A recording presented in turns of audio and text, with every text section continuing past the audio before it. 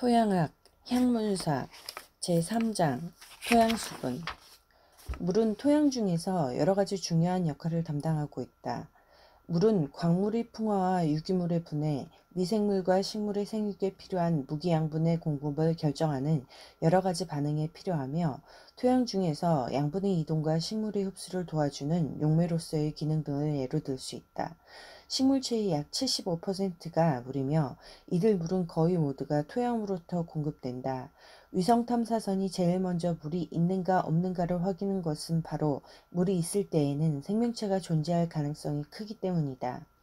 식물이 생장하는 동안 흡수하는 물의 약 99%는 증산을 통하여 대기 중으로 날아간다. 따라서 증산에 의한 물의 손실을 토양이 지속적으로 보충해주고, 토양 중에 적당한 물이 존재해야 식물의 생육이 원활하게 이루어질 수 있다. 지나치게 과량으로 물이 존재하면 공기의 공급과 순환이 차단되어 식물의 생육에 오히려 해롭다. 강우 또는 관계를 통해 공급된 물은 토양 중에 일정 기간 보유하게 되어 식물의 흡수에 이용되므로, 이러한 물 보유 기능은 토양의 가장 중요한 기능이라고 할 수 있다. 또한 물은 토양의 물리적인 특징을 결정하는 요인인데, 수분 함량에 따라 토양의 견지성이 크게 달라지고, 과습 또는 건조 상태에서 겨운 작업이 어려워진다. 수분 함량은 토양의 팽창과 수축 현상을 유발하며 집중 강우 시, 경사 시 토양의 유실을 초래할 수도 있으며, 공학적인 측면에서도 토양의 수분 함량은 중요한 의미를 갖는다. 물의 순환 과정은 그림 3-1에서 보는 바와 같다. 비와 눈을 통하여 토양에 물이 공급되고, 토양이 저장할 수 있는 양 이상으로 공급되면 지표면을 통하거나 지하수로 배수가 일어난다. 토양에 저장된 물은 증발이나 증산을 통하여 지속적으로 유실되고, 비와 눈으로 공급되는 양보다 유실량이 많으면 작물의 생장에 필요한 물을 관계를 통해 인위적으로 공급해 주어야 한다. 따라서 토양이 물을 보유하는 것은 토양이 가지고 있는 여러 가지 기능들 중에 가장 중요한 기능이다. 토양이 물을 유지하는 현상에 대해서는 여러 가지 의문을 가질 수 있다. 즉, 1. 어떻게 토양에 물이 유지되며, 2. 토양이 얼마만에 물을 보유할 수 있고, 3. 토양 중의 물은 어떻게 이동하여 물체에는 어떻게 물을 흡수하는가 하는 것이다. 이러한 현상은 토양의 물리적 구조와 물 자체의 물리, 화학적인 특성 등에 의해서 결정된다. 1. 물의 물리적인 특성. 1-1 물의 분자 구조. 토양 내에서 물의 분포와 이동, 화학적인 현상, 식물의 물 흡수와 체내 이동 및 생명 현상 등을 이해하기 위해서는 먼저 물 자체의 기본적인 특성을 알아야 한다. 물은 우리가 가장 흔히 접할 수 있는 물질이지만 매우 특이한 성질을 지니고 있다. 단순히 화학식으로만 보면 물은 상온에서 액체보다는 기체 상태로 존재해야 한다. 그러나 실제 물은 액체 상태로 존재하며, 이러한 물의 특성과 기타 이와 관련된 여러 가지 물의 특성들은 결국 그 분자 구조의 특성에 관련되어 있다. 물의 극성. 물 분자는 2개의 수소 원자와 1개의 산소 원자로 구성되며, 그림 3-2에서 보는 바와 같이 105도의 각으로 V자 모양으로 비대칭 공유 결합을 이루고 있다. 물 분자는 정기적으로 중성이며 과량의 양전하나 음전하를 가지고 있지 않다. 물 분자 내의 전자 분포를 보면 수소 원자에 비하여 전기 음성도가 높은 산소 원자 주위에 상대적으로 많은 전자가 분포한다. 이런 불균형한 전자 분포 때문에 산소 원자 쪽은 부분적으로 음전하를 가지고 수소 원자 쪽은 부분적으로 양전하를 가지게 된다. 따라서 물 분자는 외형적으로 비극성이지만 실제로는 극성을 띠게 된다. 이와 같은 극성 때문에 물이 여러 가지 물질을 용해시킬 수 있는 용매가 되며, 물 분자의 산소 원자는 이웃하는 물 분자의 수소 원자와 정기적으로 서로 끌려 결합하게 된다. 이를 수소 결합이라고 하며, 이러한 결합을 통하여 물 분자들이 서로 연결된다. H2S 등 분자량이 유사한 다른 화합물과는 달리 물이 상온에서 액체 상태로 존재하는 것은 수소 결합 때문이다. 낮은 온도에서 수소 결합이 물 분자들을 단단한 삼연체 구조로 연결시키기 때문에 고체 상태의 얼음이 된다. 상온에서는 고체 상태에 비하여 수소 결합이 느슨해지지만, 그래도 물 분자들은 서로 연결을 시켜주고 있기 때문에 물이 기체 상태보다는 액체 상태로 존재하는 것이다.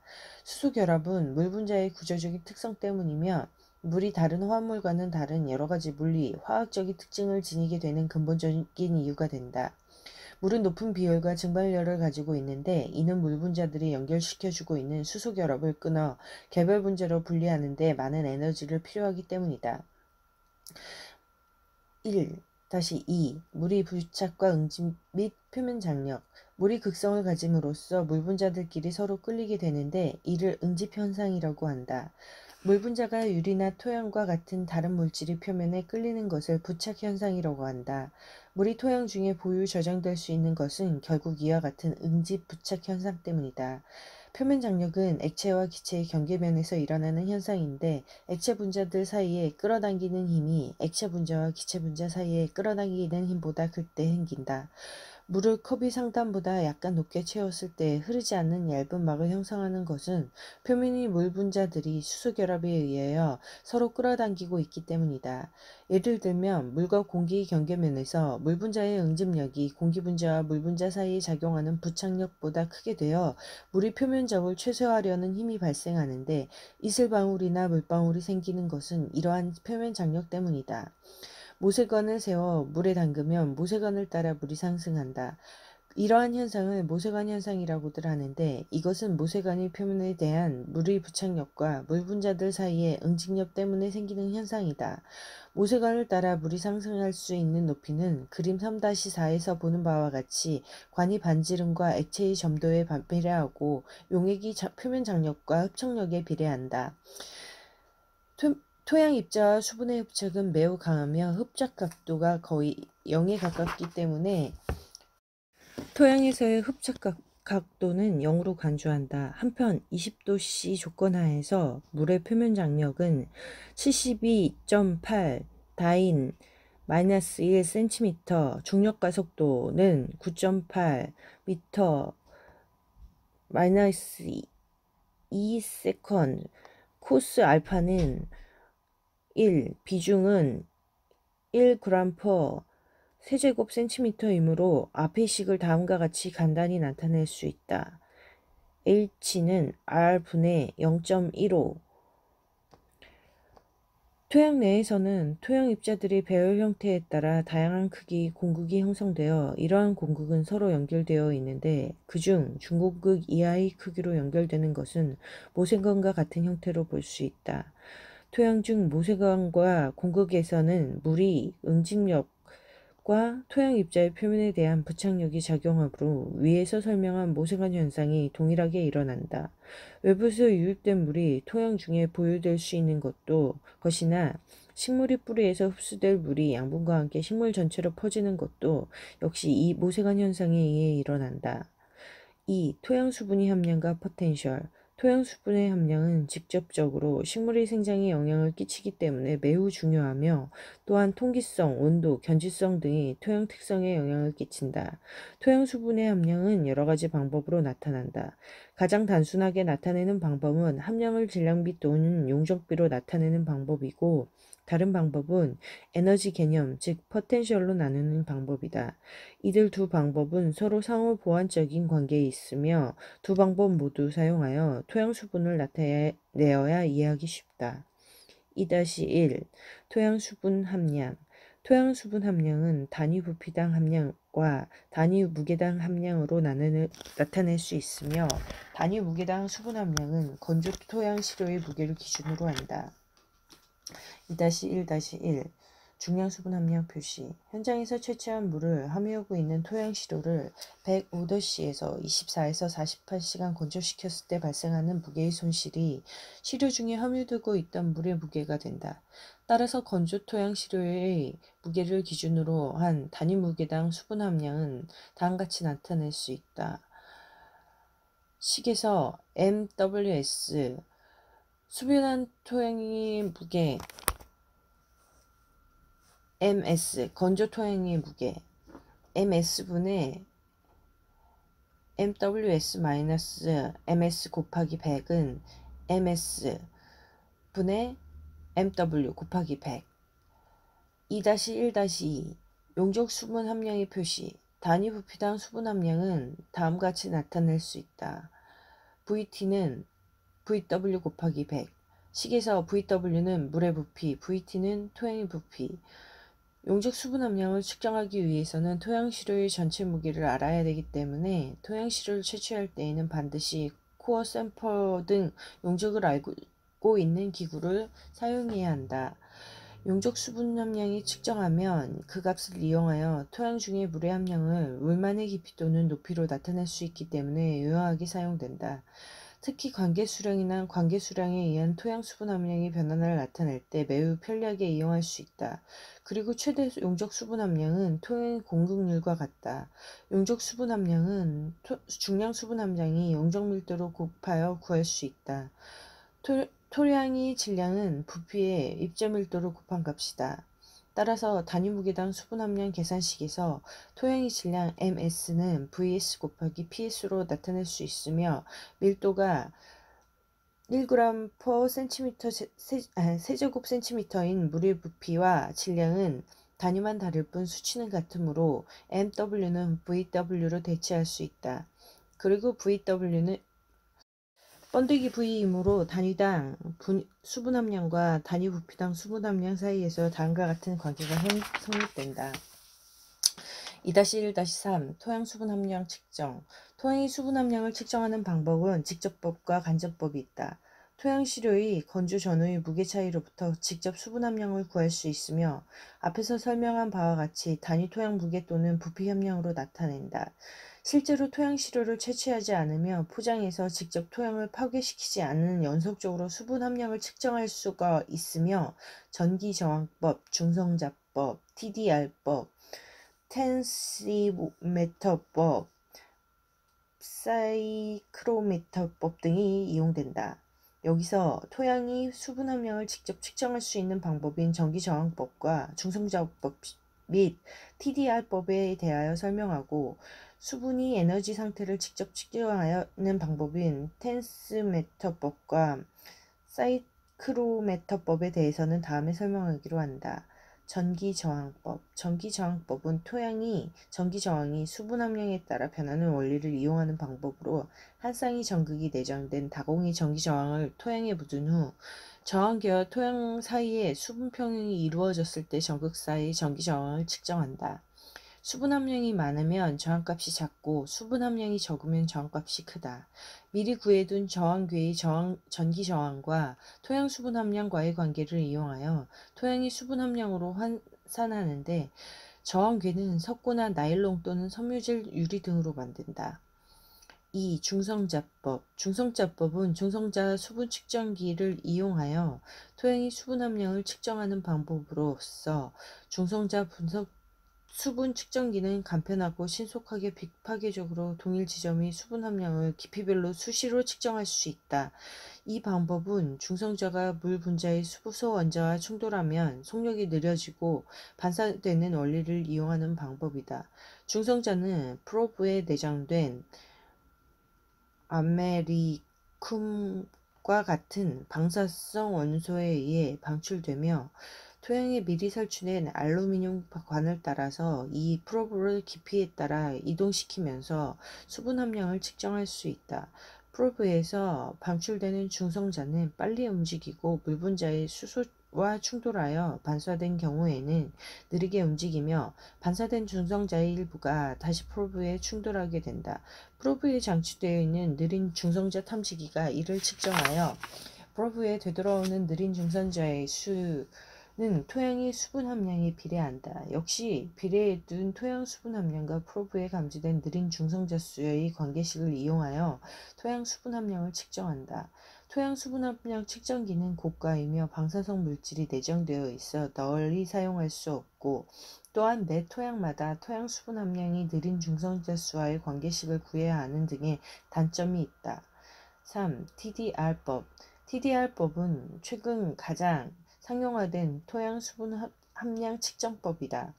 TDR 측정 원리는 토양의 유전상수를 측정하여 간접적인 토양의 수분 함량을 환산한다.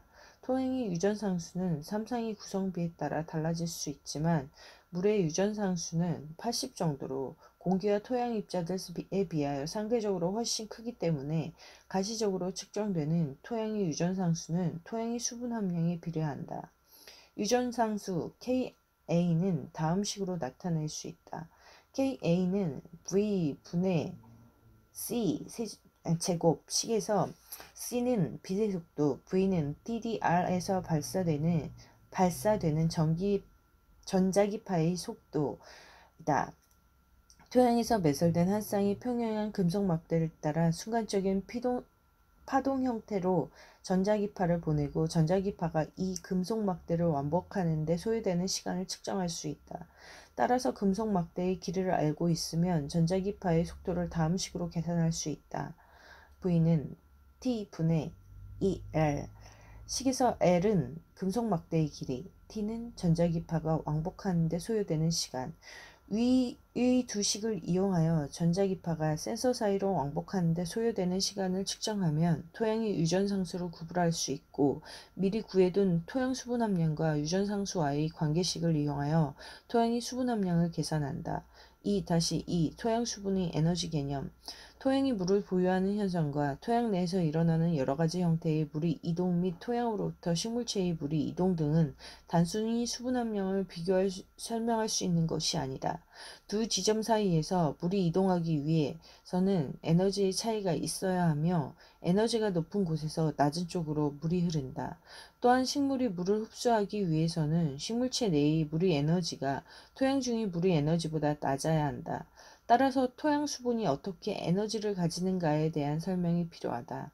토양의 수분 함량은 양적인 개념이고 수분 포텐셜은 토양의 수분이 동적인 측면을 고려하는 데 있어서 중요한 지표가 되는 에너지 상태를 나타낸다. 토양 중의 물은 특정 환경 조건 하에 정해진 에너지를 가지며 에너지는 이동 등의 일을 할 수 있는 능력이 있기 때문에 이를 포텐셜 에너지라고 한다. 그리고 단위 질량, 단위 부피 또는 단위 무게의 물이 가해지는 포텐셜 에너지를 수분 포텐셜이라고 한다. 2-2-1 토양 수분이 포텐셜.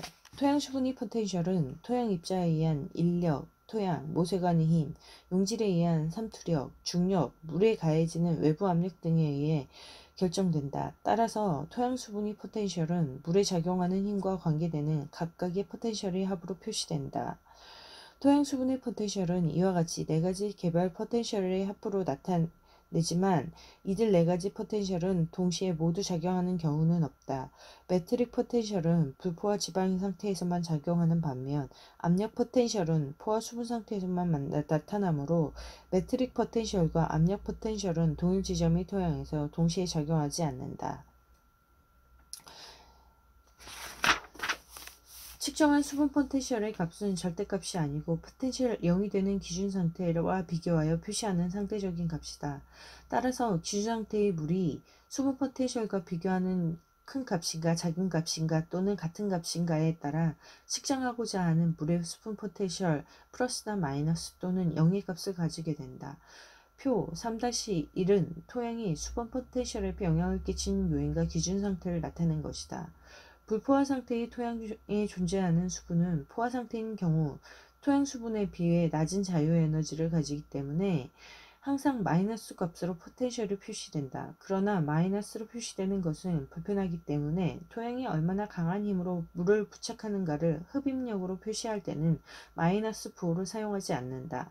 배수가 잘 되는 밭토양에서 토양의 수분 포텐셜은 메트릭 포텐셜과 거의 비슷한 값을 가지며 염이 농도가 높은 시설 재배 토양에서는 삼투 포텐셜이 비중이 커지고 공극이 수분으로 포화된 논토양에서는 압력 포텐셜의 비중이 커진다.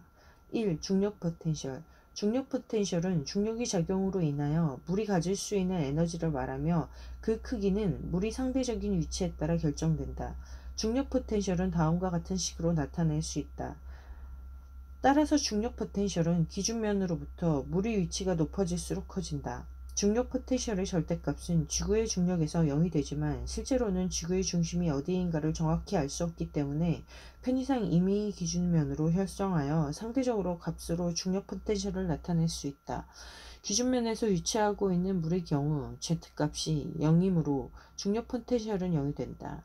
그리고 기준면보다 높은 위치에 있는 물은 플러스 값 기준면보다 낮은 위치에 있는 물은 마이너스 값의 중력 포텐셜을 가진다.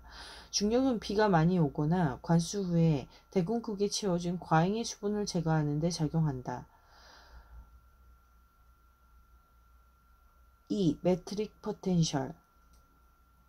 메트릭 포텐셜은 극성을 가진 물 분자가 토양 표면을 흡착하는 부착력과 토양 입자 사이의 모세관에 의해 만들어지는 힘 때문에 생성되는 물의 에너지이다. 어떤 매트릭스의 영향을 전혀 받지 않은 자유수가 매트릭 포텐셜의 기준 상태가 되면 포텐셜은 0이다. 토양 입자의 표면이나 모세관공극에 물이 강하게 흡착 보유되므로 기준 상태인 자유수에 비하여 낮은 포텐셜을 가진다. 따라서 매트릭 포텐셜은 항상 마이너스 값을 가진다. 건조한 토양 덩어리나 스펀지를 물에 담으면 매우 빨리 토양 덩어리나 스펀지 속으로 물이 스며든다. 이러한 현상은 건조한 토양 덩어리나 스펀지의 매트릭 포텐셜이 매우 낮은 단계이기 때문에 마찬가지로 그림 3-10에서 보는 바와 같이 습한 부분이 토양에서 건조한 부분이 토양으로 물이 이동하는 현상도 습한 토양이 매트릭 포텐셜이 높고 건조한 토양이 매트릭 포텐셜이 낮기 때문이다. 토양 내에서 수분이 뿌리 부근으로 이동함으로써 식물이 지속적으로 물을 흡수하는 이용할 수 있는 것도 바로 매트릭 포텐셜 차이 때문이다. 식물의 뿌리는 직접 접하고 있는 토양으로부터 수분을 먼저 흡수하므로 뿌리 근처의 토양이 매트릭 포텐셜이 낮게 유지되면서 이때 뿌리 근처 토양이 뿌리의 영향을 직접 받지 않는 토양 사이에 매트릭 포텐셜의 차이가 발생한다. 매트릭 포텐셜의 차이에 의한 물의 이동은 매우 느린데 중력에 의하여 과잉 수분이 제거된 후 불포화 상태에서 일어나는 수분의 이동은 대부분 매트릭 포텐셜의 차이에서 오는 것이다. 일반적인 밭토양에서는 압력 포텐셜과 삼투 포텐셜의 비중이 매우 작기 때문에 매트릭 포텐셜은 총 수분 포텐셜과 비슷한 값을 갖는다. 3. 압력 포텐셜. 압력 포텐셜은 물의 무게에 의하여 생성되며 주로 수면 이하에서 위에 존재하는 물의 무게에 의하여 압력 때문에 생겨나는 포텐셜이다. 그림 3-11에서 보는 바와 같이 A 지점의 물은 물기둥이 압력을 받고 있는 B 지점의 물은 대기압과 평형 상태에 있다. A 지점의 물은 물기둥이 압력을 받고 있고 B 지점의 물은 대기압과 평형 상태에 있다.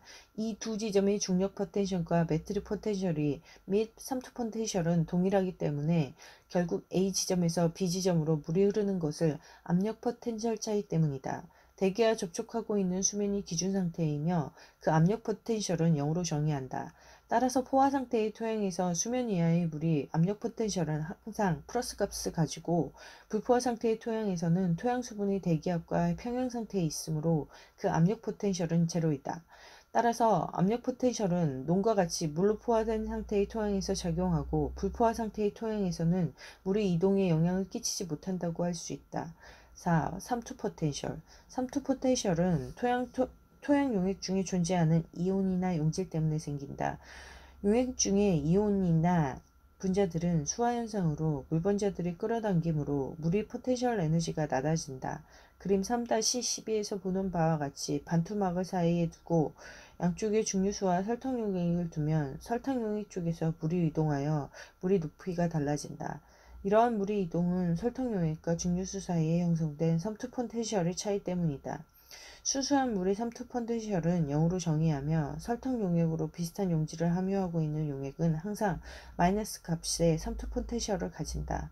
토양 수분은 용질을 함유하고 있으므로 항상 마이너스 값의 삼투 포텐셜을 가진다. 그러나 토양 용액의 농도가 수수한 물에 비례하여 크게 높지 않은 경우가 많고 토양 통유 중에는 용질의 이동을 제한하는 반토막이 존재하지 않기 때문에 토양의 물의 이동에 미치는 삼투 포텐셜의 영향은 크지 않다. 염류가 집적된 토양에서 같은 용액이 삼투 포텐셜이 매우 낮은 경우에는 식물이 물을 흡수하기가 어려워진다.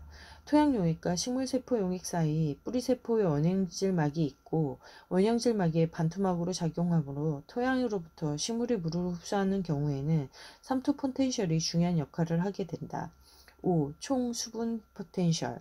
총 수분 포텐셜은 앞에서 설명한 여러가지 포텐셜의 합이며 따라서 이 포텐셜들이 기준 상태와 비교하여 어떤 값을 지니는가에 따라 총 수분 포텐셜이 결정된다.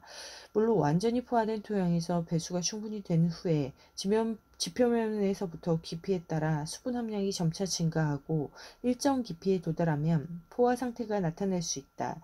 이때 100cm 깊이에서 포화 상태가 발견되고 또한 토양 내에 더 이상 물이 이동하지 않는다고 가정하면 토양의 깊이별로 총 수분 포텐셜은 모두 동일하며 어떤 지점이 수분 포텐셜을 서로 비교하더라도 그 차이는 0이 되어야 한다.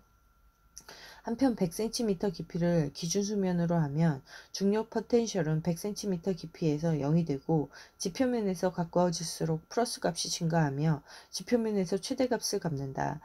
중력 포텐셜은 기준 수면으로부터 높이에 따라 결정되므로 토양 깊이를 수분 함량과 상관없이 항상 그림 3-13에서 보는 바와 같이 분포를 나타낸다.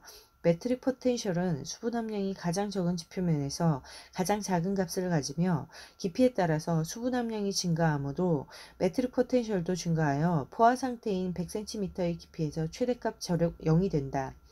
지표면 상태에서 100cm 깊이까지 토양이 모두 불포화 상태이므로 압력 포텐셜은 모든 깊이에서 모두 0이 된다. 토양 용액 중에 용접 물질의 농도는 일반적인 경우 매우 낮으므로 삼투 포텐셜은 0으로 가정할 수 있다. 또한 용접 물질의 농도가 깊이별로 동일하다고 보면 토양 깊이별 총 수분 포텐셜의 분포에 아무런 영향을 끼치지도 못한다. 불포화 상태의 토양에서 압력 포텐셜과 삼투 포텐셜은 모두 제로가 되고 중력 포텐셜은 토양 깊이별로 각각 다른 일정한 값을 가지므로 토양의 총 수분 포텐셜은 결국 매트릭 포텐셜에 따라 결정된다. 그림 3-13에서 다시 토양의 표면에 일정한 양의 물을 가하면 표면층 토양의 중력 포텐셜은 변하지 않지만 매트릭 포텐셜은 증가하며 따라서 총 수분 포텐셜이 증가한다. 그러므로 지표면에 가해진 물은 총 수분 포텐셜이 높은 지표면으로부터 총 수분 포텐셜이 낮은 아래쪽으로 이동한다. 이와 같은 물의 이동은 토양 깊이별로 총 수분 포텐셜의 분포가 동일하게 될 때까지 계속된다. 2-2-2 토양 수분 포텐셜의 표시 방법. 토양 수분이 에너지, 즉 포텐셜의 물의 단위 질량, 단위 부피 또는 단위 무게의 중심으로 나타낼 수 있다. 물의 포텐셜이 단위 부피당 에너지는 나타낼 경우 포텐셜의 단위는 압력으로 나타나며 이 단위가 국제 표준 단위로 사용될 수 있다. 1. 단위 질량 에너지. 단위 질량 에너지는 가장 기본적인 포텐셜 표시법으로 g/ERG 또는 kg/J 단위를 이용한다. 그림 3-14에서 보는 바와 같이 F의 힘을 L 거리만큼 작용시켜 질량 M의 물을 토양으로부터 제거할 수 있다면 물의 단위 질량당 매트릭 포텐셜은 다음과 같이 나타낼 수 있다. 힘의 단위를 다인, 거리 단위를 센티미터, 물의 질량 단위를 g으로 하면 단위 질량당 매트릭 포텐셜의 단위는 다인, cm per gram, 즉 gram ERG가 되며 힘의 단위를 뉴턴, 거리 단위를 미터, 물의 질량 단위를 킬로그램으로 하면 단위 질량당 매트릭 포텐셜의 단위는 뉴턴 곱하기 m per 킬로그램, 즉 J per 킬로그램이 된다. 결국 토양 에너지부터 제거하는 데 필요한 에너지와 같은 크기의 에너지로 물이 토양에서 보유하고 있다는 의미이며 또한 물의 에너지가 그와 같다는 것이다. 2. 단위 무게당 에너지. 물은 압축이 되지 않은 에너지로 간주할 수 있으므로 물의 밀도는 포텐셜의 변해도 달라지지 않는다. 따라서 단위 부피로 나타낸 물의 에너지 값은 단위 질량으로 나타내는 에너지 값에 비례한다. 단위 부피당 에너지로 나타낸 물의 포텐셜 또는 J per 세제곱미터 단위로 나타낸다. 이들 단위는 다음과 같은 단위 면적에 가해지는 힘으로 나타내며 바로 압력의 단위가 된다. 물의 질량과 부피 사이에는 M은 PWV, PW는 물의 밀도와 같은 관계가 있으므로 단위 질량당 에너지는 단위 부피당 에너지로 다음과 같이 환산할 수 있다. 토양 용액의 밀도를 1로 보면 결국 단위 질량당 에너지의 단위 부피당 에너지의 절대값은 다음과 같다. 단위 부피당 에너지는 단위 질량당 에너지 곱하기 PW.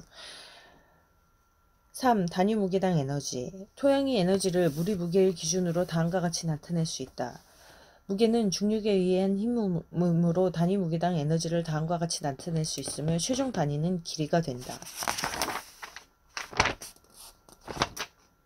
즉 압력으로 나타낸 포텐셜에 해당하는 물기둥의 높이로 나타내는 것이다.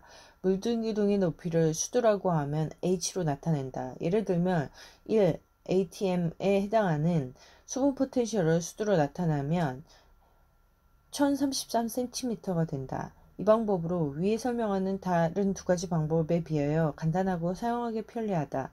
따라서 수분 포텐셜을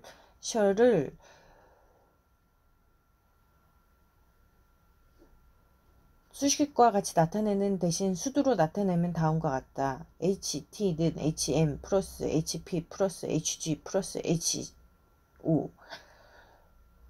토양수분의 에너지를 물기둥의 높이로 나타내는 방법은 오래전부터 사용해왔다. 토양수분은 많은 조건, 즉 토양수분 포텐셜이 높을 때에는 표시하는 데 어려움이 없지만 토양수분 포텐셜이 아주 낮을 때에는 수치가 너무 크기 때문에 다루기 불편하다. 따라서 다음 식과 같은 물기둥의 높이를 로그 값으로 변환시키는 PF 값을 주로 사용한다. 2-3 토양 수분 포텐셜의 측정. 수분 포텐셜을 측정함으로써 토양 내에 물의 이동 방향, 식물에 물을 흡수할 수 있는지 여부, 관계 시기와 관계량 등을 평가하는 데 필요한 정보를 얻을 수 있다. 일반적으로 대부분의 토양은 불포화 상태로 존재하며 이러한 토양 조건에서는 앞에서 설명한 바와 같이 총 수분 포텐셜을 주로 메트릭 포텐셜에 의하여 결정된다. 특히 식물의 물 수분 흡수 면에서도 일반적으로 메트릭 포텐셜만은 고려하면 된다.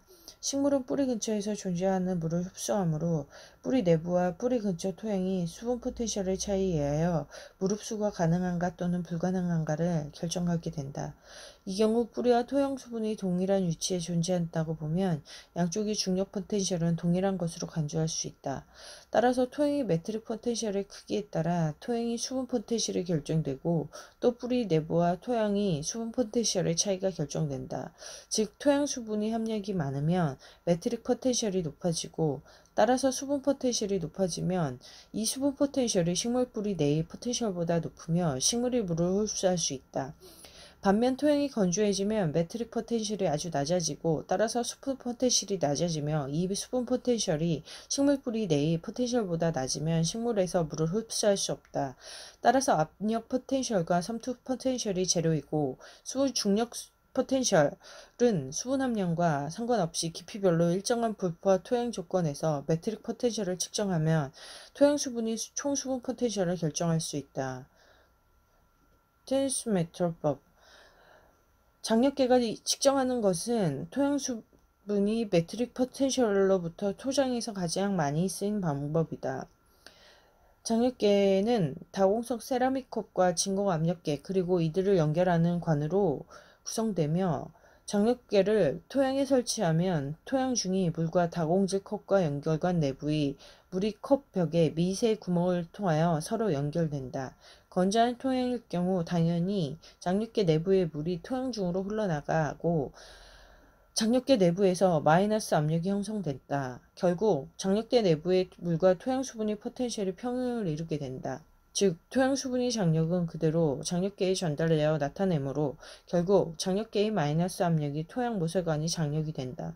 이 방법은 메트릭 포텐셜을 측정하는 것으로 측정 결과를 이용하여 식물이 수분을 이용할 수 있는 유효 수분의 함량을 평가할 수 있으며 관계 시기가 관계 수량을 결정하는 데 활용된다. 장력계를 포장에 설치해 둠으로써 토양 수분 포텐셜의 변화를 연속적으로 쉽게 측정할 수 있다. 그러나 80 kPa 이상이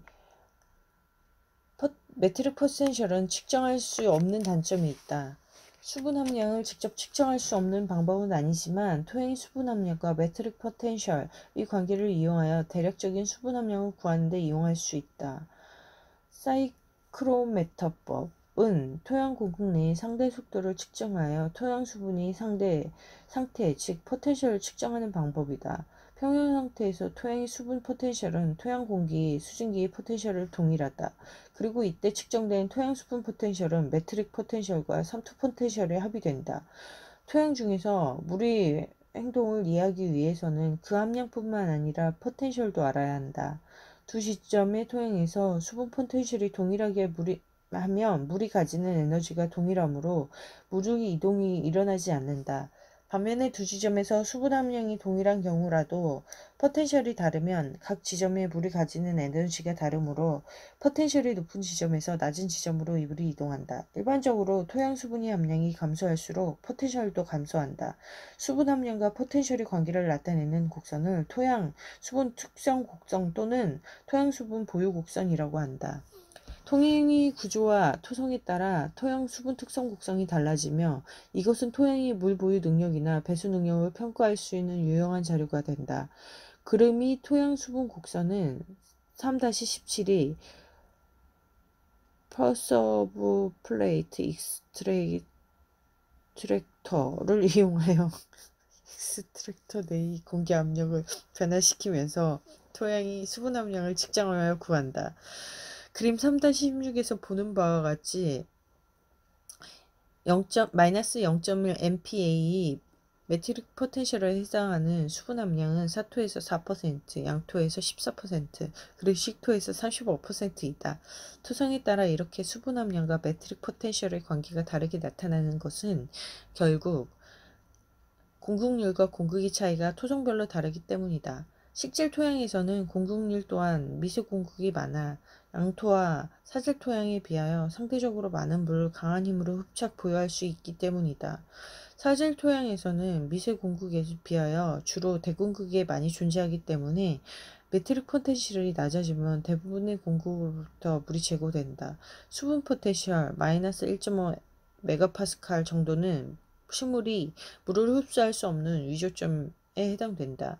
그림 3-16에서 위조점의 수분 함량은 사토에서 2에서 3%, 양토에서 7%, 그리고 식토에서 22% 정도가 된다. 식토는 다른 두 토양에 비하면 상대적으로 많은 물을 함유하고 있지만 모두 식물에 흡수할 수 있는 물이라고 할 수 없다. 따라서 단순히 수분 함량을 비교하여 토양의 수분 상태를 평가할 수 없다. 토양 수분 특성 곡선은 구할 때 토양의 포화 상태에서 건조시켜가며 메트릭 포텐셜을 측정하는 방법과 건조 토양에 물을 더해가면서 메트릭 포텐셜을 측정하는 두 가지 방법이 있다. 이 두 가지 방법으로 측정한 수분 특성 곡선은 일치하지 않는다.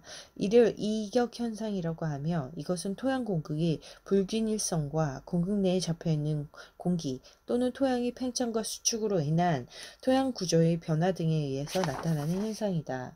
대부분의 토양 공극에서 전체 지름에 비하여 입구가 좁으며 그림 3-18에서 보는 바와 같이 모든 공극이 애와 같이 수분으로 포화되었다가 건조되면 공극을 채우고 있던 수분은 점점 감소하여 비위 상태로 되고 이때 수면의 지름이 좁은 병목 구간으로 도달하면 강한 모세관 장력이 작용하여 더 이상 물을 제거하기 어려워진다.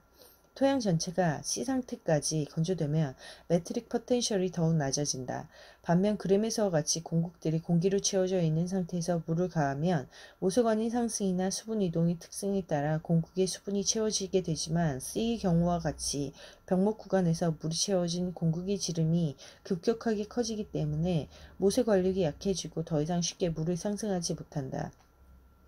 또한 공극이 하부의 모세관 상승이 중단될 뿐 아니라 D의 경우처럼 상부로부터 이동해온 수분이 빈 공극에 존재하던 공기 저항 때문에 더 이상 하부로 이동하지 못하여 일부 공극에 수분이 채워지지 못한다. 따라서 메트릭 포텐셜은 동일하더라도 수분 과정에서 측정된 수분 함량이 건조 과정에서 측정된 수분 함량보다 낮게 된다. 3. 토양 수분수의 분류. 토양 수분수는 토양에 강하게 흡착된 물과 약하게 흡착된 물, 대공극에 존재하는 물과 소공극에 존재하는 물, 식물이 이용할 수 있는 물과 이용할 수 없는 물 등 다양한 상태로 존재한다. 그림 3-19 참조하고 따라서 여러 가지 기준을 이용하여 토양 수분을 분류할 수 있으며 토양 수분의 관리의 이용 측면에서 활용된다. 토양 수분은 포텐셜의 차이가 식물의 흡수 면에서 자세히 분류하면 그림 3-20과 같다. 수분 함량이 많을수록 토양 수분의 포텐셜이 높아지고 수분 함량이 적을수록 토양 수분의 포텐셜이 낮아진다. 이러한 경향은 사토, 양토 및 식토에서 모두 같으며 절대값만 다르게 나타날 뿐이다. 3-1 식물의 흡수 표면의 분류. 식물이 물에 흡수할 수 있는가 없는가는 토양 수분이 어느 정도 힘으로 토양에 저장되어 있는가에 따라 결정된다. 토양 수분이 토양에 강하게 흡착되어 낮은 포텐셜로 있으면 식물 뿌리 내부의 물이 이동하는 것은 불가능하며, 아직 낮은 포텐셜 상태에 있으면 오히려 뿌리의 물이 토양으로 나와 식물이 말라 죽게 된다. 따라서 식물의 수분 흡수 측면에서 보면 토양에서 수분이 많고 적음을 양적인 기준보다는 포텐셜을 기준으로 분류하는 것이 더 적절하다. 3-1 포장 용수량. 포장 용수량은 포텐셜로 0.33 메가파스칼/포텐셜로 토양에 유지되는 수분 함량을 말하며 일반적으로 식물의 생육에 가장 적합한 수분 조건이다. 포장 용수량보다 수분이 많은 상태에서 식물에 필요한 물이 충분히 있지만 산소가 부족하여 뿌리 생장이 나빠진다. 반면 포장 용수량보다 수분이 적은 조건에서 뿌리 호흡에 필요한 산소량은 많아지지만 식물이 흡수해 할 수 있는 수분이 크게 줄어들어 식물의 생장량이 나빠진다. 포장 용수량에 해당하는 수분 함량은 점토 함량이 많은 토양일수록 많아진다. 이는 점토 함량이 많아질수록 소공급이 많아지고 공급률이 커지기 때문이다.